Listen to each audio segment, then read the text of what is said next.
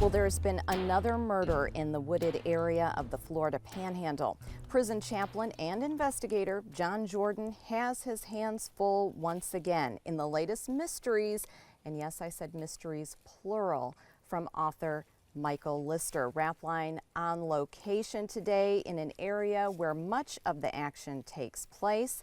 And joining me, of course, author Michael Lister. So explain for us where we are today. We are in the swamp. This is the area that I write about. We're in Gulf County, and the area that we are in is played a prominent role in double exposure. But all of my novels are set in this area that I find extremely beautiful, but that is also dangerous, and more dangerous for some people than others.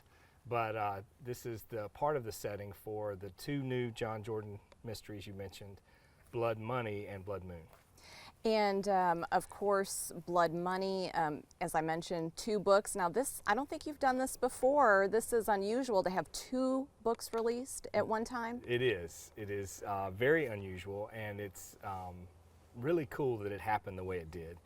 Blood Money was scheduled to come out last spring, but I wrote a book called Innocent Blood, which went to the very beginning of John Jordan's, his first case involving the Atlanta child murders and all of those things. So the publisher moved that one up and put Blood Money sort of to come out this year. In the intervening year, I wrote Blood Moon. And Blood Money ends for the very first time in the series on a cliffhanger. And I can still remember my wife, Dawn, who reads all my books first. I was in my study working, and she was in the bedroom reading Blood Money, and I hear this yell as she was finishing the book, "Michael Lister, I can't believe you did that to me," because it ended on a cliffhanger, and she had to wait an entire year to see where the story went, where Blood Money picks up right where Blood Moon picks up right where Blood Money leaves off. So I didn't want anyone else to have that experience that she had. So we worked it out where Blood Money, which is published in November, and Blood Moon, which comes out in December, were close enough together that if someone read one, they could go right into the second book and not have to have the experience she did, where you end on a cliffhanger and have to wait so long before you find out what happens next.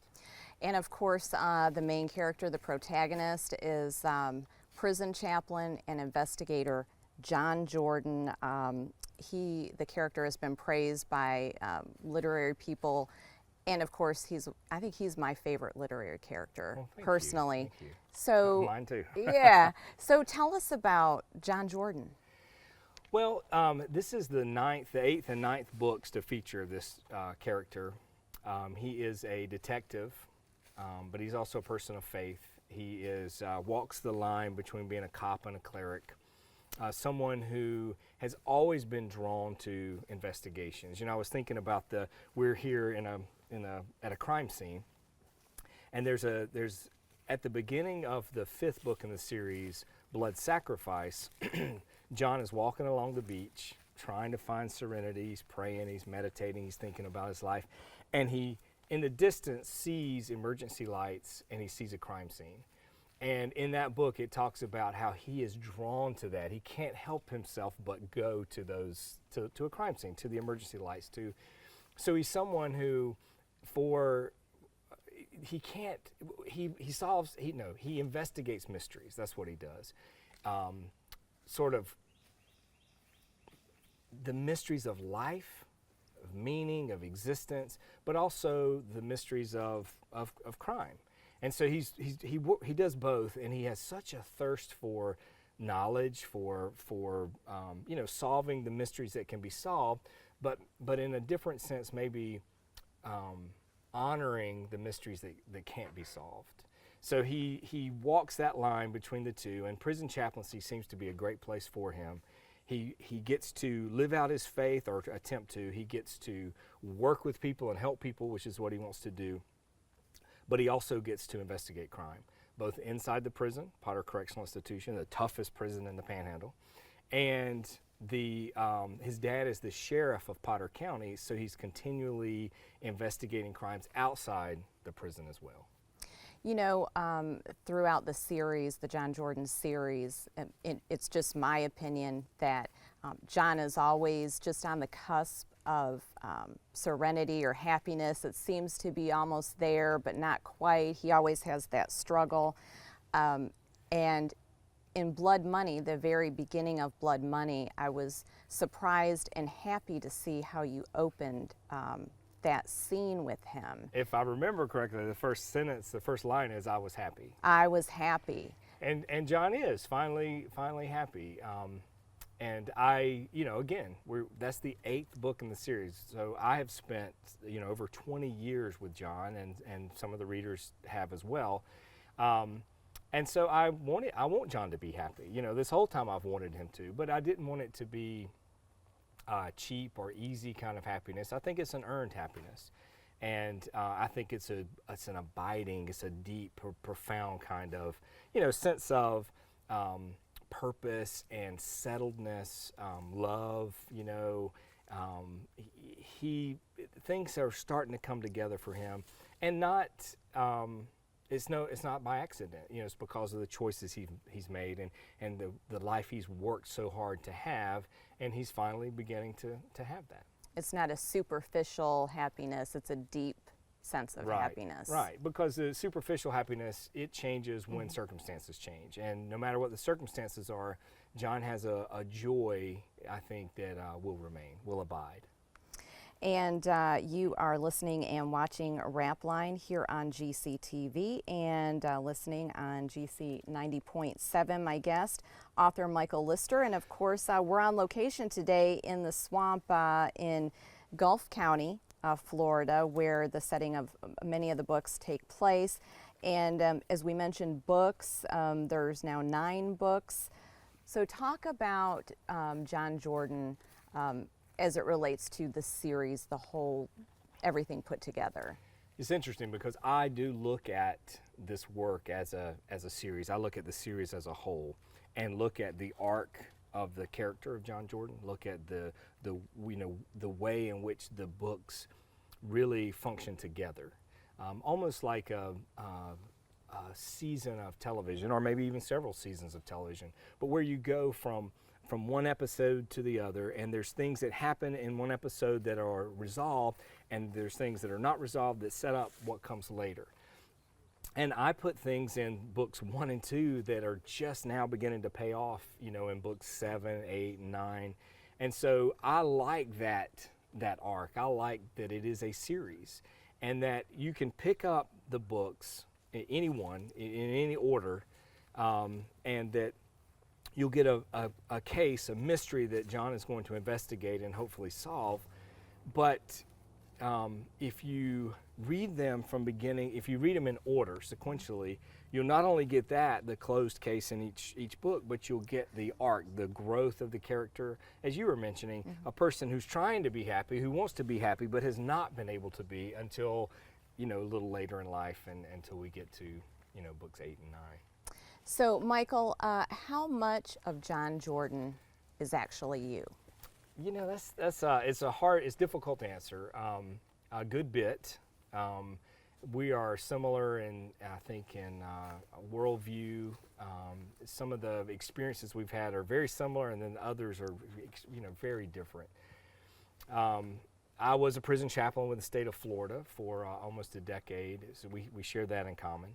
We both have lived in Atlanta. We both had fascination with crime and investigation, and with the Atlanta child murders and things like that. But there's a lot of differences as well. And it's hard to pinpoint exactly what is, the same and what is different. And I don't think I would want to, too closely, too much. But I do think that as the series has gone on, more of me gets into John. And I think a reader would have a difficult time pointing out, what is what, but I do think there is more of me in him, as we've spent 2 decades together very closely, very intimately, and this, it represents a lot of time to spend with someone. So a good bit, but we're certainly not the same. Now, you did mention that your worldviews are similar. Yeah, I think you know, we live in the Deep South. I mean, this is, and so in the Deep South, there is a worldview that, just take religion, for instance.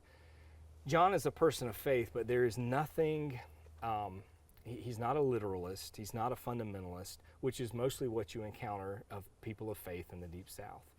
He's someone who is very open-minded. He takes a sort of an open source approach to faith. And so he's open to truth no matter where it comes from. He's open to experiencing the divine in a variety of places.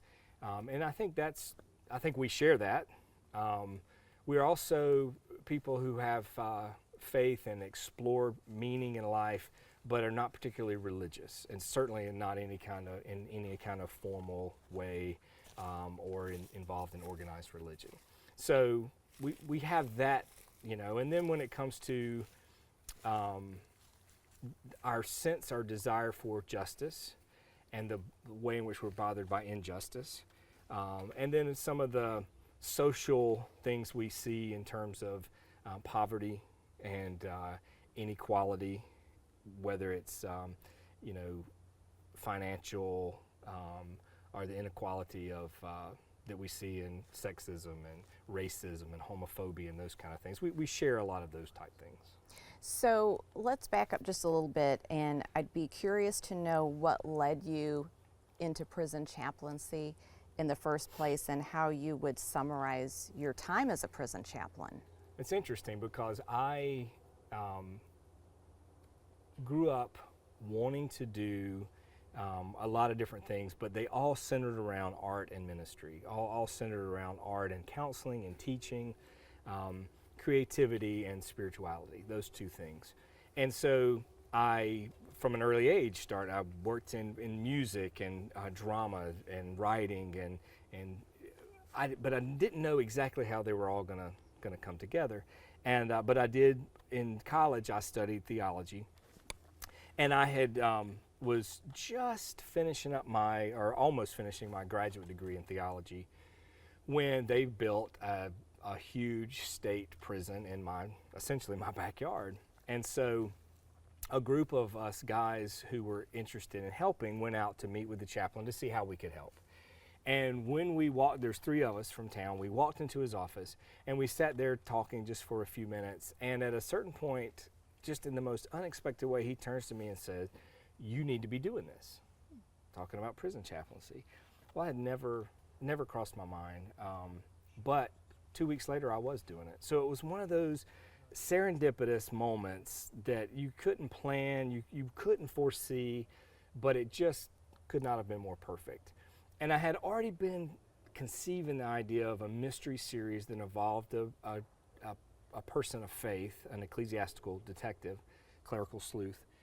And I wanted to put him in a hard-boiled detective novel, and so that all came together, and I thought prison chaplaincy is the perfect place. So it was a perfect fit for me, and I only left it to write full-time. I mean, I probably would still be doing it if I hadn't. I enjoyed it, and John does too, but I had some of the same experiences John did, some of the difficulties and challenges of that very difficult job. But so it was incredible. It was serendipitous the way it happened, and it has led to now 20 years later of the series and all the things that the John Jordan series is. Now, as a prison chaplain, I think most of us can think automatically, oh, that must be really hard, a difficult job. Was there bright spots in that job where you saw that you were able to help an inmate have peace or anything like that? Were there bright spots? Definitely. You know, truly I saw my job was to be that bright spot, you know, to try to prepare in such a way that if I could go into this dark place and be a light, try to be a bright spot, try to be that for the staff, for my coworkers that I was working, you know, arm in arm with every single day in the trenches, And then for the inmates, the ones that I was counseling, the ones that needed help, the ones that were dealing with just such an inhumane environment, such difficult circumstances, and many of them with, you know, coming from backgrounds that were challenging and difficult also. So I tried to be a bright spot, and then, but yeah, there were so many experiences I had working with people. I mean, there's nothing more meaningful in life than extending yourself on the behalf of someone else to help them in some way, and that's so meaningful, and so that does create the very bright spots that you're talking about. Now, on the flip side of that, what was the hardest part for you in that job? Probably the type of religion that most of the inmates adopted or came in with it was extreme. It was quite angry. A lot of what we see in fundamentalism, extremism, it's not, you know, and it doesn't matter the religion. It's just an approach to the religion. So we see it all the time in Islam, but in Christianity and in Judaism, and to a lesser extent, but also in Buddhism and some of the Native American religions being practiced. There was a lot of, they brought their own worldview and anger and extremes and mental illness and all those things they brought to bear on their religion. And so that made for it was a religion that was being practiced that was almost the opposite of mine in almost in every way. And so to be their spiritual leader or try to help them and work, that was the thing that I found the very most difficult and challenging. And as you mentioned, you've been writing about John for over 20 years now. Is there ever a moment in your day-to-day life when you're writing or you're just out running errands that you don't think about that character, or does something you encounter inspire you for John where you take a notebook and say, oh, I gotta add this to, John should be doing this, or I could see John doing that? Well, you know, I guess I probably do not go very long without thinking about John, thinking about, you know, I just finished the 10th book in the series, which will come out in the spring of 2016. It's called Blood Cries, and it is not only is it the 10th in the series, but it's the second in the Atlanta year. So it's a sequel to the prequel, Innocent Blood. Yeah. And so just finished that, and yet I am jonesing to start the next one, which it's already fleshed out, and it's actually something I've been thinking about for years. And so that stays on my mind. And so I am continually thinking about John, but I also write other things too, like the Jimmy Riley series, the noir 40s detective. And so when I'm in the middle of writing one of those novels, I will still think about John and Meryl and Anna and what they're up to, but it's less than when I'm actually in the middle of writing a John Jordan book. And so you alluded there to some of your other series. What do your fiction series, do they share any common themes? You mentioned Jimmy Riley. I think they do, and I don't think I know exactly what those would be. I would guess that for me, some of them are about how to live an honorable life, how to be a man. You know, how John and Jimmy are trying to be honorable, integrous men in worlds that are not, you know, and they're dealing with criminals, they're dealing with injustice, they're dealing with greed, and they're dealing with a lot of things that are against their code, against what they're all about. So I think that's part of it. I think redemption and seeking to find not just how to live an honorable life and how to bring about some sense of justice in wherever you are, but also how to live a life of love. I think they're both men who are trying to have lives that are centered in love, and then try to have a life that is filled with love and try to help others have that as well. So love is an important part of your writing. I think so. It is to me. I hope it comes through. I think it does come through with your characters, and of course with John, you know, he's always right there on the cusp of true love or happiness, at least as I read it.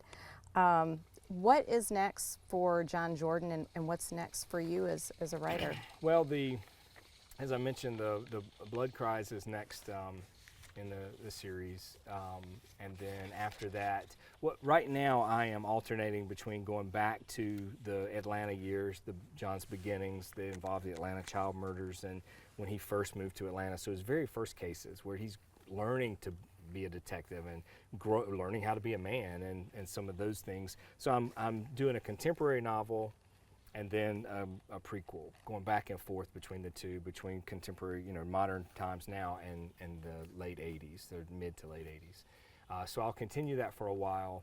I'm working on the next Jimmy Riley novel. The Big Bout came out in this past September. That was the fourth in that series of the Panama City noir hard-boiled detective, and so the fifth one in that will come out next September. So I'm working on that. I'm probably about 80% done with the mental work involved before I even start it. So I hope to start it over the next, within the next month or so. I'll start that. And I think I would be amiss if I didn't take an opportunity to, as we're sitting here in the swamp, to actually ask you about Southern storytelling, the tradition, and your thoughts on that. Yeah, there's a richness to the area that we live in when it comes to storytelling. We are continually surrounded by storytellers. I was at a couple of events this past weekend where there were a number of storytellers in the room. And a couple of Halloween parties, a birthday party, hanging out with friends. But I'm constantly listening to the stories that are being told and the way they're being told. There's just a richness to this tradition that I hope makes its way into my novels, into my fiction. But it's as thick here as the humidity, and the mosquitoes and the moss. It's a part of our culture in the South that I don't think you find in the North. I don't think you find out West or the Midwest. I think there's something really unique and special about it. Probably goes back to those who first settled here. I know the Irish have a big tradition of storytelling. I think Louisiana, the Cajun, there's just this whole area. I think there's just so much. And so it's you can't help but just sort of by osmosis sort of pick it up because it is all around us.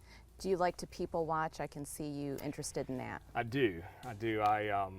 Last night, night before last, I was in a situation where I had about 20 minutes where I was waiting for my wife, and there was just a number of people around, and that's what I did, was just, and sometimes I look for traits and characteristics I can use for my characters.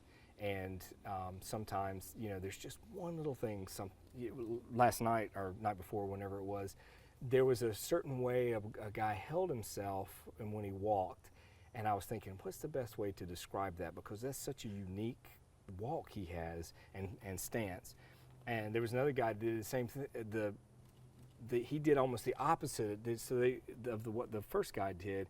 One was sort of leaned forward with his head out, and then the other was sort of set back, and it was just an interesting way to stand and walk and move. And so I just made mental notes, and hopefully one day I'll be able to use that. Now, you mentioned your wife, Dawn, and she's the first person that gets to read your books. Has she ever had such a powerful reaction, good or bad, to make you rethink or rewrite something? She gives me great feedback.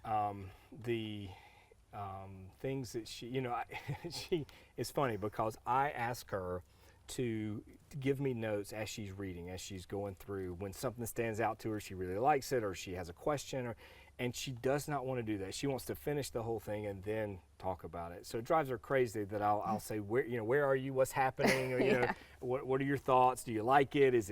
Did it pull you in? Did it really capture your imagination? And is it as good as the last one you read? So I'm constantly peppering her with these questions that she doesn't want to answer until she finishes. But having that kind of that first reader, the beta reader, the feedback early on, it helps so much. And then I'll do additional rewrites based on her reactions and notes and those kind of things. And then my editor, of course, just so it goes through several stages, several editions before it ever is published. And just a couple more topics here. You do a holiday, annual holiday book giveaway every year. This is the 18th year. I started when my first book, Power in the Blood, was published back in '97, of setting aside a certain number of books to give away during the holidays. And I've done it every year since then, and really trying to, we're getting pretty close to almost 500,000 being given away. And I'm hoping by the end of this holiday season to reach that number. It's one of the most rewarding things that I do. I love giving books away. I always have. I get feedback from people all over the world who, someone would get a book and mail it to someone else. Now with digital books, ebooks, audio books, it's been a lot easier to give them, to send them much further in the world, and so I love that. But on November 18th at the Bay County Library is when we're doing the kickoff for this holiday. It's also the official launch party for Blood Money and Blood Moon. I have all my books on hand and sign them for Christmas presents and things. But we will, Santa will be there giving away books for this holiday season. People can go to my website, michaellister.com, and learn how to order to get a free book. And they can get it for themselves or give it to someone else. But hopefully everybody will help us to reach the 500,000 mark this holiday season. So that's a great thing that you do, and really, really proud of that and showcasing that. If you weren't a writer, what would you be doing? It's probably a lack of imagination, but I cannot fathom a life different than the one I'm living. I couldn't be more fulfilled or happy. There are times when I think, man, I should be doing more to make the world a better place, and why am I not giving more, and why am I not doing more to help more people? But beyond that, and of course, always want more readers. Always want a larger audience for sure, and wish there was a John Jordan TV series going and those kind of things. But in terms of fulfillment, creative, artistic fulfillment, and just gratitude and satisfaction, I love what I do. It's such a gift to be able to do it, to get this opportunity to do what I love, make a living, sort of a kind of a living, doing what I love day in and day out. It's just phenomenal. I just can't imagine doing anything else. And something that maybe not everyone is aware of, I understand, just learned that you help rescue horses. Yeah. That's actually more my family. My dad and my wife do it a lot, but we do have a farm, and I've been more involved in rescuing stray dogs that show up and we start feeding them. But we do have a farm, and we, in the last several years, have taken in quite a few horses. And that's great, because we just love to promote adoption, so thanks for doing that. Anything else before we wrap up this edition of RAPLINE? Well, I haven't said too much about Blood Money and Blood Moon. I feel like I should. Blood Money is a pretty intense mystery thriller where there's two cases going on. And there's actually a body that's left propped on the outside of the prison fence. And as they start investigating, the victim has John's business card in her purse, and so on her person, and so he's immediately pulled into, how did this happen, and then also there's a group of inmates that have started a club inside the prison called the Suicide Kings, and he begins to investigate, wondering, are these actual suicides or are they murders? So those two cases happen in Blood Money, and I'm really happy with how it turned out. I think it's really difficult cases, and I think his investigation of them is interesting. What is set up for Blood Moon is also a mystery, but it's much more of a straight-ahead thriller. The entire book takes place in the course of one night, and it is the highest stakes of anything John has ever dealt with.